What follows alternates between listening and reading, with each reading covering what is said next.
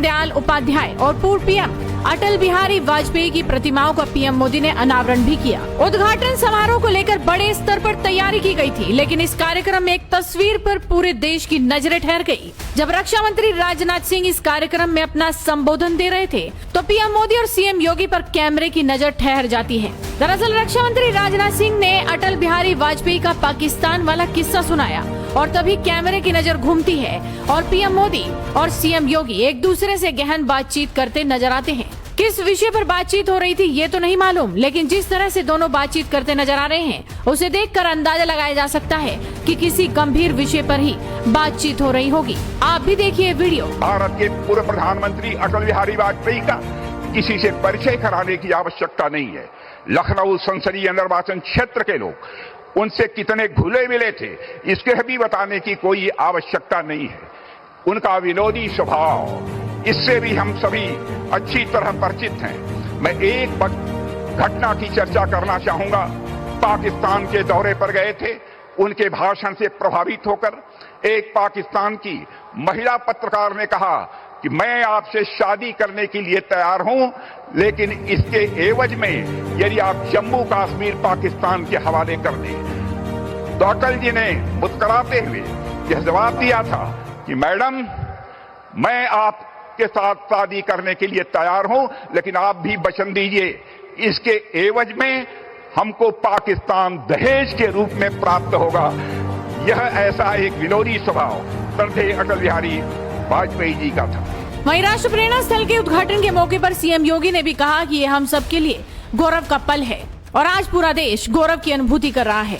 आज हम सब के लिए एक गौरव का क्षण है जब आदरणीय प्रधानमंत्री जी का यशस्वी मार्गदर्शन और एक नई प्रेरणा हम सबको प्राप्त होने वाली है।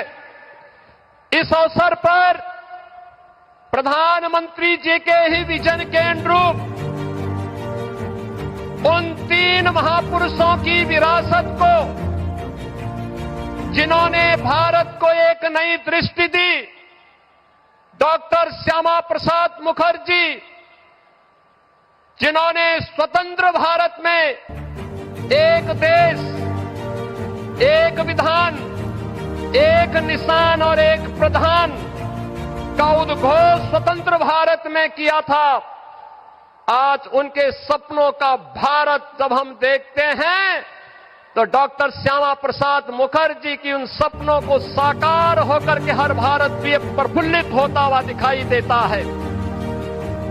भारत माता के महान सपूत, महान विचारक पंडित दीनदयाल उपाध्याय के सपनों का वह भारत जिसमें अंतिम पायदान पर बैठे हुए व्यक्ति के जीवन में एक नया परिवर्तन होता हुआ दिखाई देता है।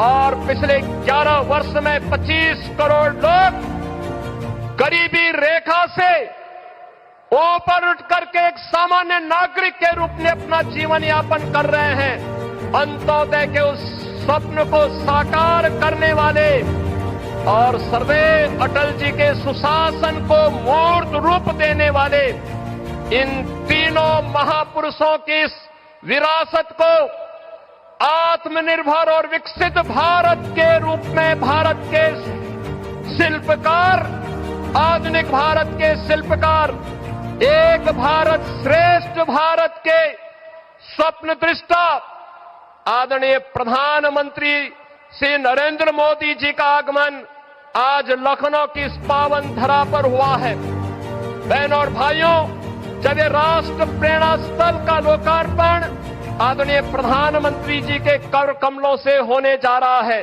इस अवसर पर मैं उनका उत्तर प्रदेश की राजधानी में, उत्तर प्रदेश के इस महत्वपूर्ण स्थल पर जहां पर इन महापुरुषों की भव्य प्रतिमाओं के साथ साथ इस भव्य म्यूजियम का लोकार्पण होने जा रहा है, इस अवसर पर उनका हृदय से स्वागत करता हूं, अभिनंदन करता हूं। बहनों और भाइयों, आदरणीय प्रधानमंत्री मोदी जी की प्रेरणा से जब हम आत्मनिर्भर और विकसित भारत का वर्तमान स्वरूप देख रहे हैं तो कहीं न कहीं हम सबके प्रेरणा के रूप में डॉक्टर श्यामा प्रसाद मुखर्जी, पंडित दीनदयाल उपाध्याय और सदैव अटल बिहारी वाजपेयी जी का वह मार्गदर्शन भी एक नई प्रेरणा के रूप में हम सबके सामने रहता है। ये हमारा सौभाग्य है, यह वर्ष सरदेव अटल बिहारी